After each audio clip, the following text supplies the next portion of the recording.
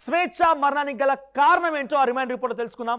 స్వేచ్ఛ మరణాన్ని ప్రేరేపించిన ఎవరు, స్వేచ్ఛని బలవన్మరణానికి పాల్పడడానికి కారణం ఎవరు, అసలు పూర్ణచంద్రకి స్వేచ్ఛకి ఎలా పరిచయం ఏర్పడింది, అవన్నీ కూడా రిమాండ్ రిపోర్ట్. ఒకసారి రిమాండ్ రిపోర్ట్ చూపిస్తాం మీకు ఎక్స్క్లూజివ్గా. ఇక్కడ చూడండి, ఫస్ట్ స్టార్టింగ్ లోనే రిమాండ్ రిపోర్ట్ మనం మొదటి లైన్ లోనే గమనిస్తే ఇక్కడ ఏం మెన్షన్ చేస్తుందనంటే, ఇక్కడ చూడండి, making a falls promise to marry to A women without any intention of fulfilling the same and abetment to commit suicide. దీని అర్థం ఏంటి?